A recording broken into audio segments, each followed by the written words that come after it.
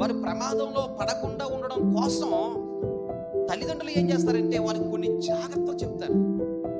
నాన్న, నేను హాస్టల్లో జాయిన్ చేస్తున్నాను, నీకు చాలా డబ్బులు ఖర్చు పెట్టి మేము చెమట వచ్చి సంపాదించిన డబ్బుని నీ కోసం, నీ చదువు కోసం ఖర్చు పెడుతున్నావురా. నువ్వేం చేయాలంటే మేము నీకు ఇచ్చే ప్రతి రూపాయి అది మా చెమట ద్వారా వచ్చిన రూపాయి చాలా జాగ్రత్తగా ఖర్చు పెట్టాలి.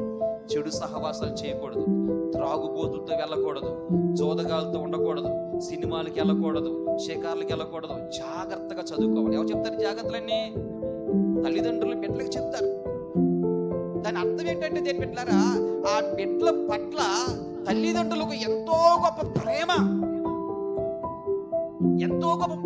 ఎందుకంటే బిడ్డలు పాడైపోకూడదని, వారికి ఒక మంచి భవిష్యత్తును వారికి ఇవ్వాలనే తపనతో ఏం చేస్తారంటే తల్లిదండ్రులు ఎంతైనా కష్టపడతారు.